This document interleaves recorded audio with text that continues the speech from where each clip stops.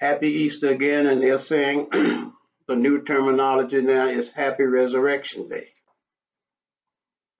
So I say to you, Happy Resurrection Day. My scripture reading is taken from the book of Matthew, chapter 28, first through the 10th verse. In the end of the Sabbath, as it began to dawn toward the first day of the week, came Mary Magdalene and the other Mary to see the sepulchre. And behold, there was a great earthquake, for the angel of the Lord descended down from heaven and came and rolled back the stone from the door and sat upon it. His countenance was like lightning, and his raiment white as snow. And for fear of him, the keepers did shake and became as dead men. The angel answered and said unto the women, Fear not ye, for I know that ye seek Jesus, who was crucified. He is not here, for he is risen, as he said. Come see the place where the Lord laid. And go quickly and tell his disciples that he has risen from the dead, and behold, he goeth before you into Galilee. There shall ye see him. Lo, I have told you. And they departed quickly from the sepulchre with fear and great joy, and did run to bring his disciples word. And as they went to tell his disciples, behold, Jesus met them, saying, All hail. And they came and laid and held him by the feet and worshipped him. Then Jesus said unto them, Be not afraid. Go tell my brethren that they go into Galilee, and there shall they see me. And thus is the scripture reading of Matthew, the 28th chapter, the 1st through the 10th verse, which speaks of the resurrection of Jesus. Every year we come to this day to celebrate the resurrection of the man Jesus. And it is such a day that all through the world, all out the world, all religions celebrate this day, the resurrection of Jesus the Christ. This morning, I want to share with you a little deeper meaning of the resurrection. And in Jesus' physical lifetime, Jesus demonstrated many so-called miracles. And the teachings of Jesus was on this wise. All that I do, ye can do also. For I have come to bear witness that those that believe and follow my teachings shall do greater things than these that you have witnessed. Now, Paul said to those that believe was given the power to become the sons and daughters of God. In our indoctrination and our religious teachings, we've been taught that Jesus was the only begotten Son of God. Paul said to those that believe was given the power to become the sons and daughters of God. And in his saying, Paul was saying that if we believe and become the sons and daughters of God, those things that Jesus demonstrated in his ministry, we have the power to do also. One of the things that Jesus said, physician, heal thyself. And yet Jesus came to do also great healings, and saying to his disciples, these things that I do, also you can. And his disciples were not only the 12 that was with him, but all of those across the barriers of time that followed and is following in his teachings shall do those things that Jesus demonstrated. Now, when we come to the resurrection of Jesus, and I have to just go back just a wee bit here, I want to touch first on the crucifixion, because there cannot be a resurrection unless there's first a crucifixion. Now, from the history, the historical part of that crucifixion, we're told and we witness events of Jesus being nailed to the cross. And in our worldly mind, we think, oh, what a terrible death. Yes, we want to go to heaven, but we don't want to be nailed to the cross. We don't want to be crucified as Jesus was. But the crucifixion and the resurrection represents the dying, the crucifixion, and the resurrection overcoming. Every day we go through periods of being crucified. There's always something coming upon us or coming at us that represents pain, suffering, and all manner of things that seems to drain us of our vitality, of our life's motivation to keep going forward.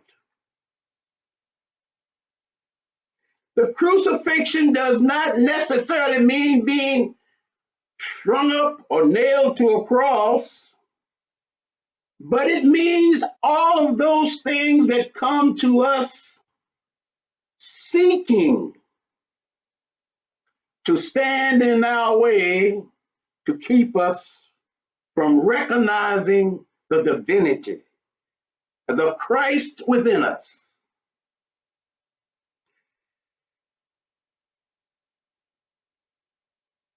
The crucifixion also prepare us to overcome. The crucifixion prepare us to seek that inner God consciousness, that God spirit within us that will deliver us from the things that seems and represents a so-called death. Now let us understand one thing, that there is nothing outside of us that can kill or destroy the soul, the spirit that we are. When the trials and tribulations come upon us, and they're more than we can handle, sometimes we feel and think that we are dying, that we are being killed by the very things that seems to have power over us. And we go within ourselves. Now, I want you to catch this. We go within ourselves and we say, God, help me. Take away this sickness or whatever it is that is a disturbance or an irritant to us.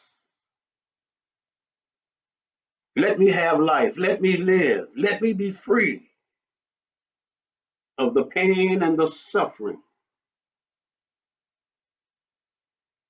Now, when Jesus was crucified and laid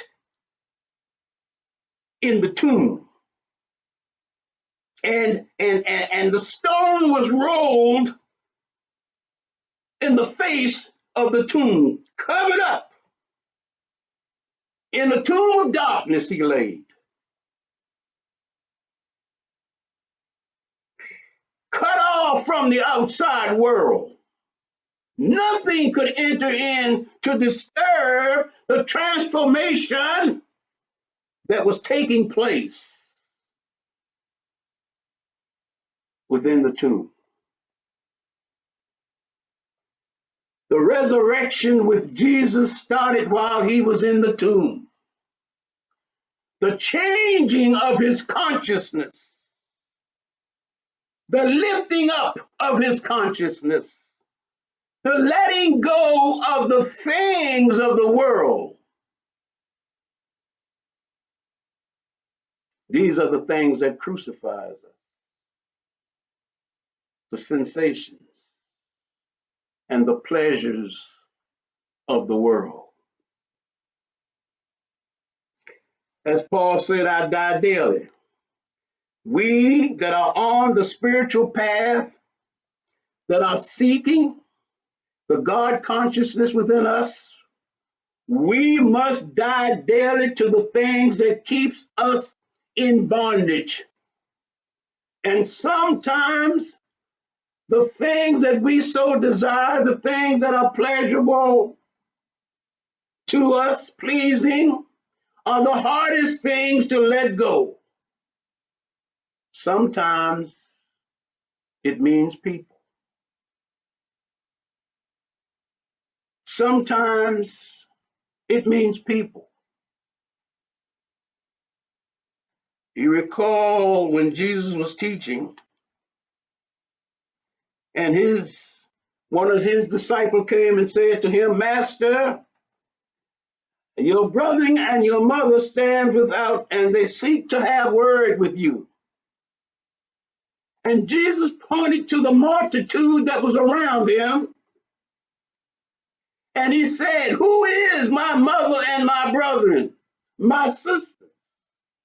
He who does the will of my Father.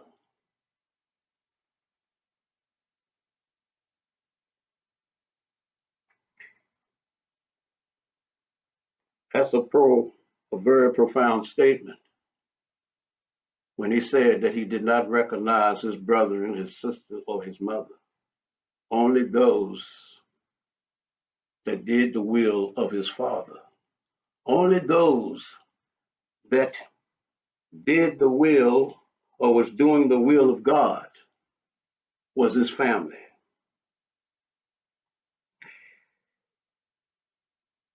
The crucifixion also represents to us, when we are on this spiritual path, and the family, the spouses, the children are not willing to follow We have to make a decision. What is more important in my life?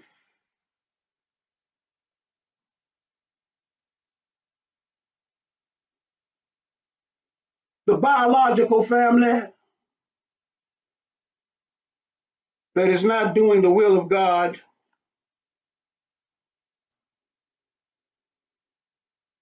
or I who am seeking the resurrection of the Christ within me? Love every man, woman, and child upon this earth, for all of the children of God. But we must be willing not to let others stand in our way as we progress upward in consciousness to the Godhead.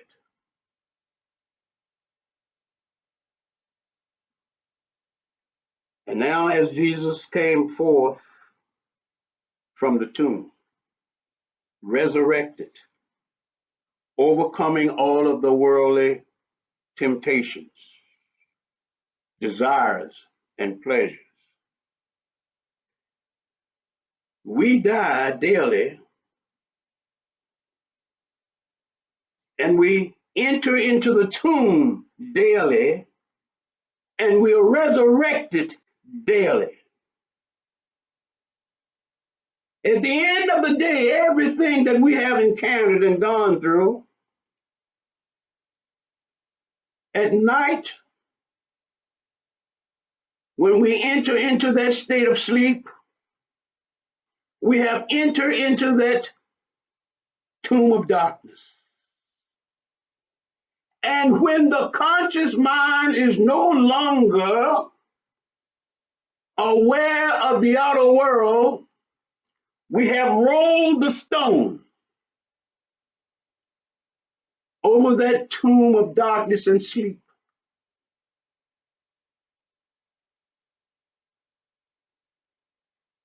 And in that state, in that tomb of darkness and our sleep,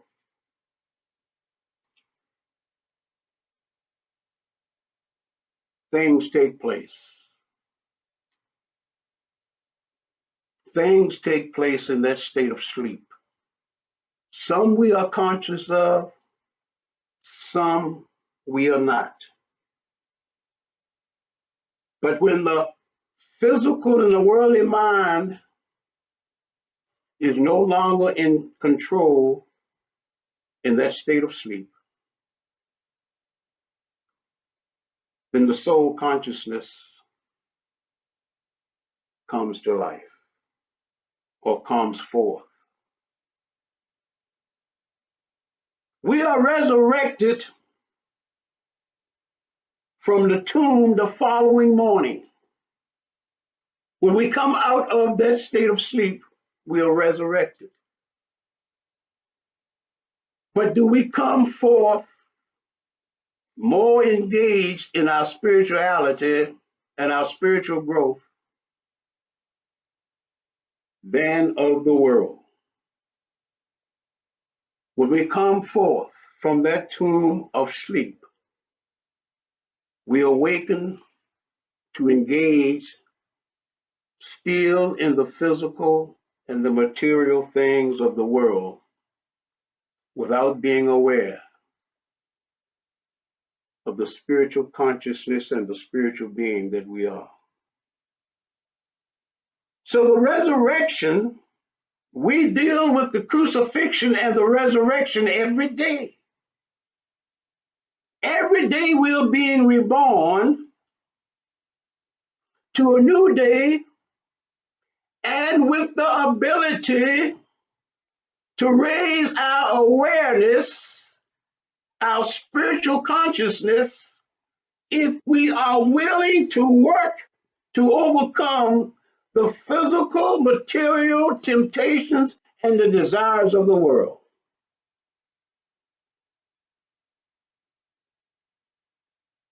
The resurrection takes place every day within you and I. I have a saying and a practice. When people think that I'm all this and a bag of chips and a Coca-Cola, I'm not. I'm just like you and everyone else. But every morning I have to resurrect myself.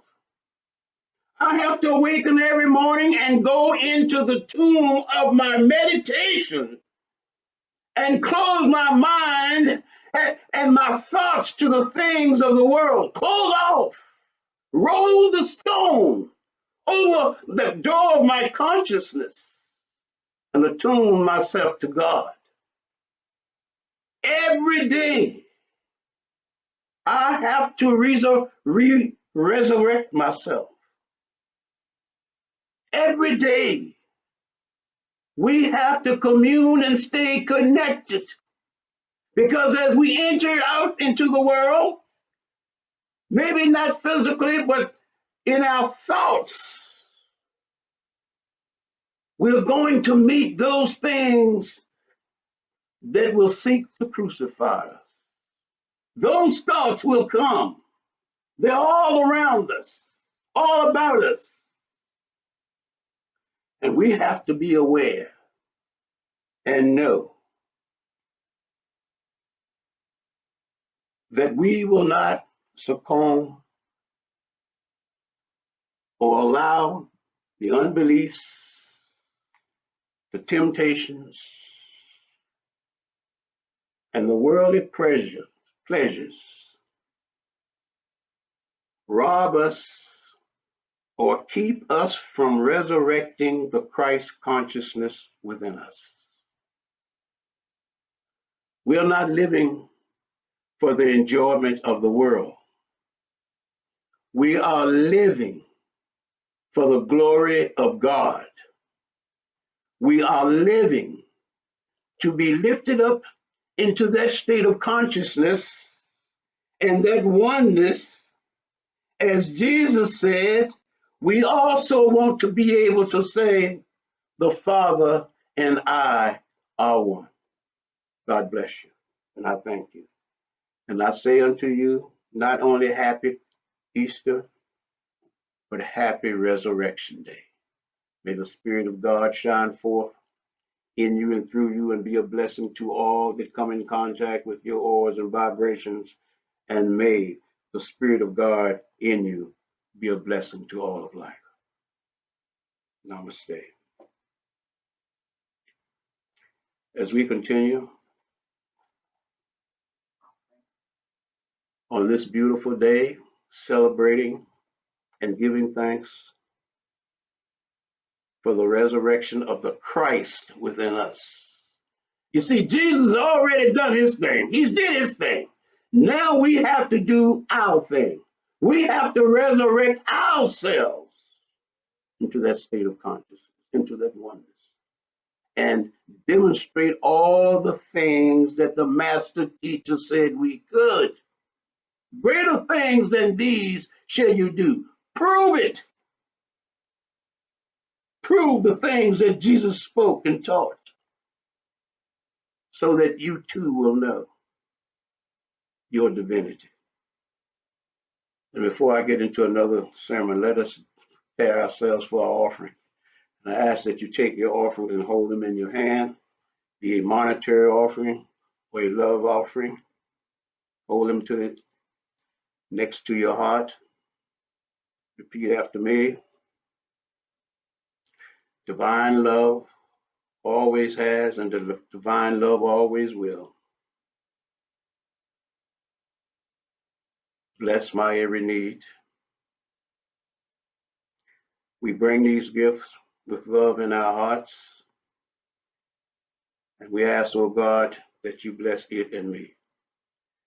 Let your love offering go forth unto the world, see and feel it, blessing every man, woman, and child, blessing all that come in contact with your love offerings.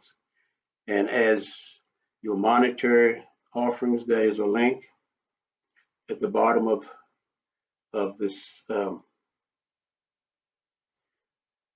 email that you can